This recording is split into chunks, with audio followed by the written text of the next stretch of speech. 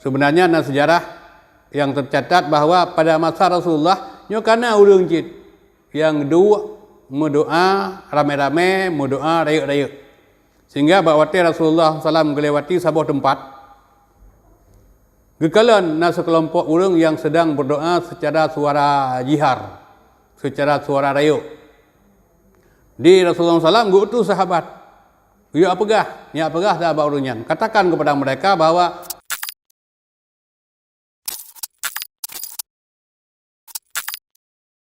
Assalamualaikum warahmatullahi wabarakatuh.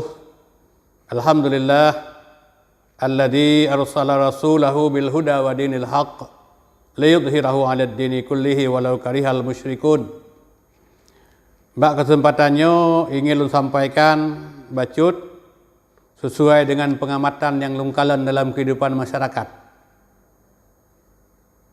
Pengaruh dakwah Abu Mudi dalam masyarakat Aceh. Karena lungkalan pengaruh beragam, maka tertarik untuk sampaikan lewat medianya.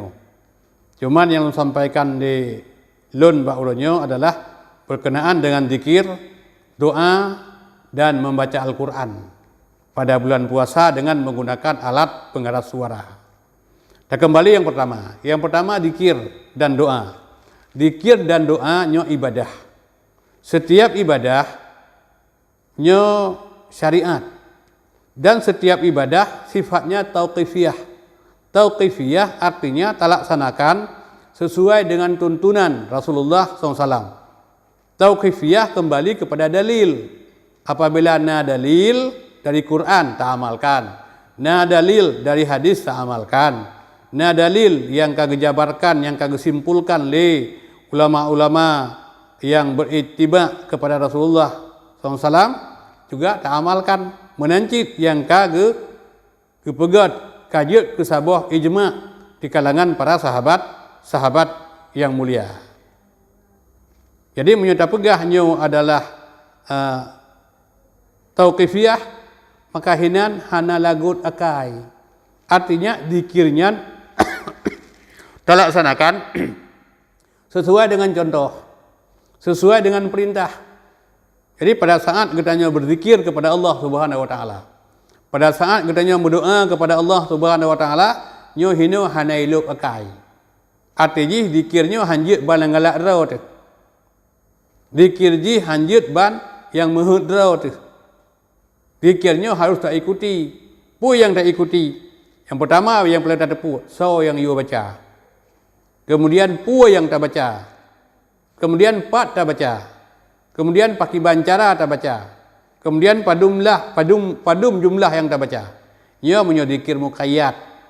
Nyo na ketentuan yang sesuai dengan syariat. Jadi hanjut tak pubut sembarangan. Kecuali kadang-kadang untuk na zikir mutlak. Nyan hana terlepas dengan syarat lain, tapi terlepas dengan hitungan. Jadi mesti zikir lu salat wajib. Nyan zikir mutlak. Padahal gak yukun di Rasulullah. Padahal gak contohkan. Mesti subhanallah 33 kali. 33 kali. Jadi hanya tak pegang sembarangan. Tapi ada zikir-zikir misalnya zikir mutlak. Dan kun kedua tu mesti la ilaha illallah. Ya silakan. Pada mana kemampuan yang takun. Nah, kemudian kita kembali kepada dalil zikir. Di Allah Subhanahu wa taala gepegah dalam Al-Qur'anul Karim. Ya ayyuhalladzina amanu, wahai orang-orang yang beriman, berzikirlah kepada Allah. Hakiban keperintahkan zikran katsira. Keperintahkan berzikirlah kepada Allah dengan zikir yang banyak. Kemudian ayat selanjutnya kepegah wasabbihu bukratan wa asila. Orang yang gayu bertasbih kepada Allah bakwa te bengah hurau dan bakwa te seput hurau. Makanya zikirnya adalah na perintah daripada Allah Subhanahu wa taala. Menyuna perintah daripada Allah Subhanahu wa taala, penjabaran jih pasti sesuai dengan yang diamalkan oleh Rasulullah SAW. Penjabaran sesuai dengan yang diamalkan oleh sahabat-sahabat yang mulia. Penjabaran sesuai dengan yang diamalkan oleh ulama-ulama yang mengikuti, ulama-ulama yang berittiba dengan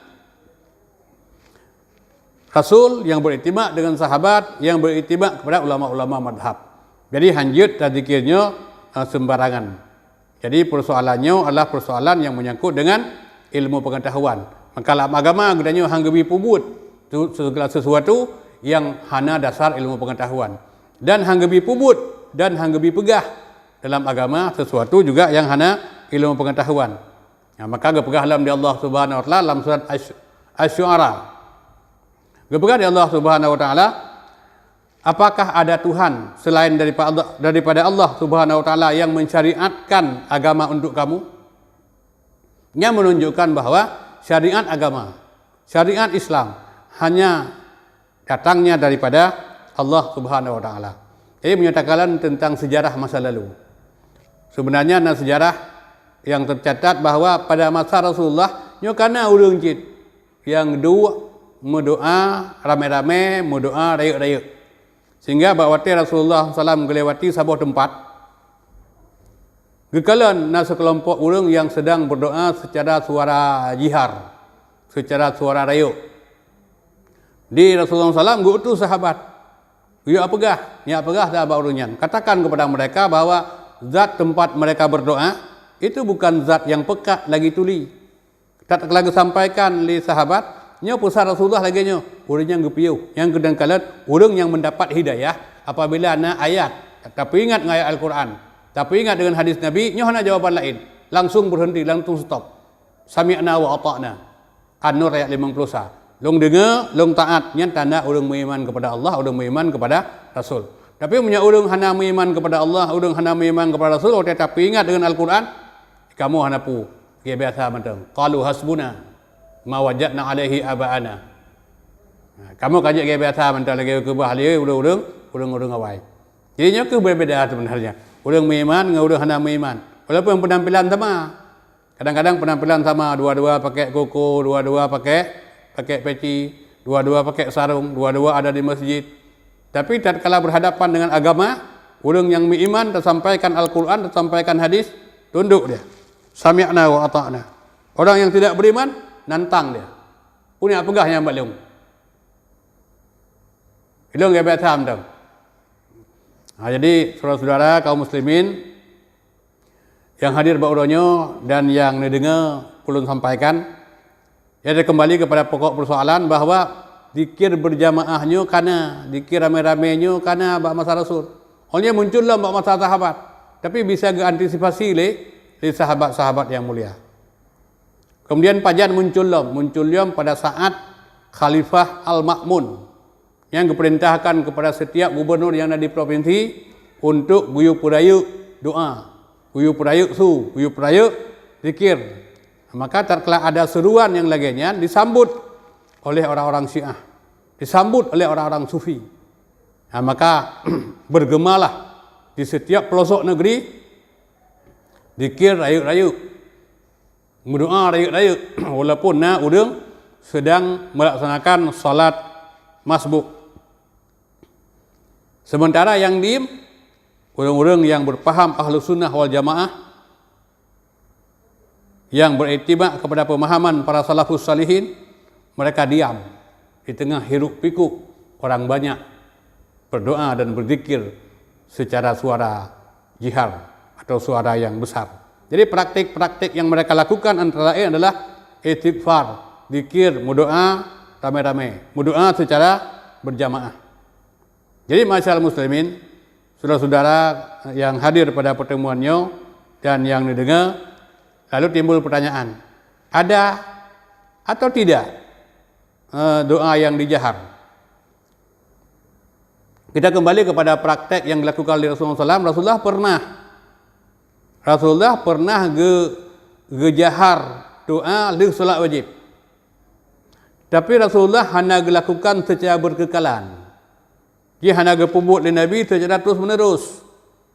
Gepubut oleh Nabi dengan target, dengan tujuan supaya urang sahabat-sahabat dilikut yang golom jut berjut. Jadi kan berkekalan sepanjang masa.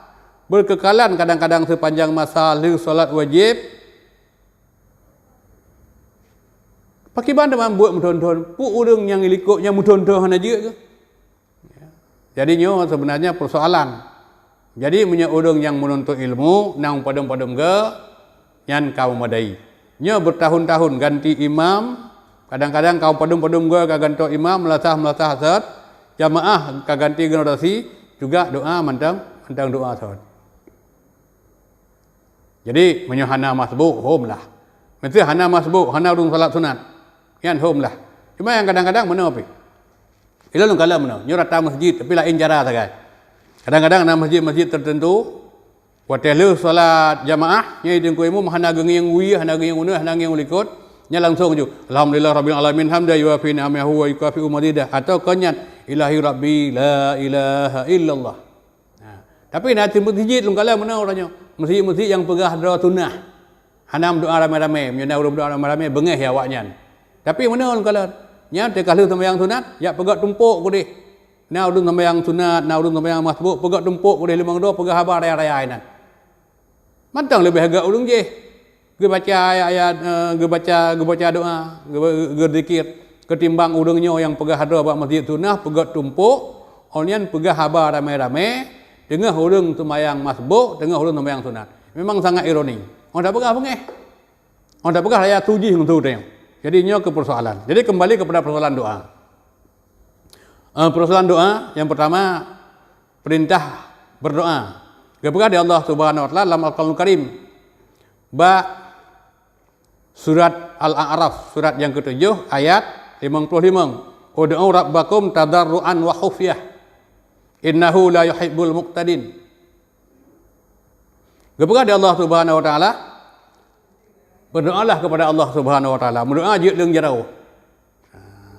Rasulullah mencontohkan berdoa leung jarau, tapi kan mana leung jarau? Kadang-kadang mana leung jarau on yang kuno lah. Du paku. Kan mana ji berdoa kepada Allah Subhanahu wa taala dengan menadahkan tangan ke langit, tabuut jarau bumanyang. Ketiak harus terbuka haji kan mana doa. Kan mana? Jadi beglah haji. Jamban yang dicontohkan oleh Rasulullah sallallahu alaihi wasallam. Jadi berdoalah kepada Allah tadarruan wa khufyah. Tadarruan wa khufyah yang kepegah dia Allah berendah hati, dia baik congkak, baik sombong pada saat berdoa. Seolah-olah gedanya seorang hamba yang hina di hadapan Allah Subhanahu wa taala. Wa khufyah dengan suara yang lembut. Yang kalian hanggebi sudah. Dengan suara yang lembut. Suara cukup untuk didengar sendiri. Tapi kan standar urang kelau. Jadi punya urang keluarnya hana deuh-deuh dah gemutu nya. Sehingga habis mengganggu gok mata bawah masjid hana deuh. Jadi ukuran suara cukup untuk didengar sendiri nyan ukuran standar umum urang hana kelau. Jadi punya urang hana kelau hana itamang. Tapi punya urang hana kelau tu pupu yang gebaca, pupu yang gepegang hana deuh nya. Sehingga urang habis mengganggu mata bawah masjid mantah hana deuh nya. Nyan bab doa. Kemudian bab zikir.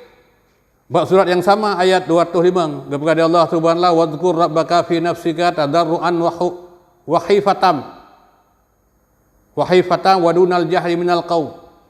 Juga keperintahkan di Allah berzikir mengingat Allah Subhanahu wa taala dalam dirimu. Dan juga disebut di Allah Subhanahu wa taala tadarruan wa khifatan wa dunal jahri minal qauli. Jadi dengan rendah hati, dengan sifat yang menunduk kepada Allah Subhanahu wa taala. Kemudian rasa takut kepada Allah, berharap kepada Allah. Kemudian dengan suara yang rendah, dengan suara yang juga cukup untuk didengar sendiri. Jadi hana gayu berteriak-teriak. Jadi apa yang disampaikan oleh Abu Mudi sesuai dengan penafsiran yang kami tafsirkan oleh ulama-ulama tafsir. Cuma tidak barakan pih nak disampaikan oleh tengku-tengku yang lain. Kadang-kadang disampaikan melalui penafsiran ayat sehingga gecok sabah hukum. Kadang-kadang nanti yang disampaikan melalui pencerahan kitab-kitab. Tapi kesimpulannya adalah sama. Jadi mudah-mudahan yang disampaikan oleh Abu Mudi sebenarnya kan sebuah ajaran baru. Laginya enggak amalkan oleh Rasulullah dan sahabat dan ulama-ulama terdahulu termasuk ulama-ulama mazhab. Cuma mana karena uronyo urang hantam gedengar li lagi nyan seolah-olah yang gepegahnya baru. Nyan kan baru. Cuma disegarkan kembali dalam ingatan kita nyo. Menancit dengan membaca Al-Qur'an. Islam itu datang damai. Islam itu datang lembut. Islam itu datang tidak berteriak-teriak.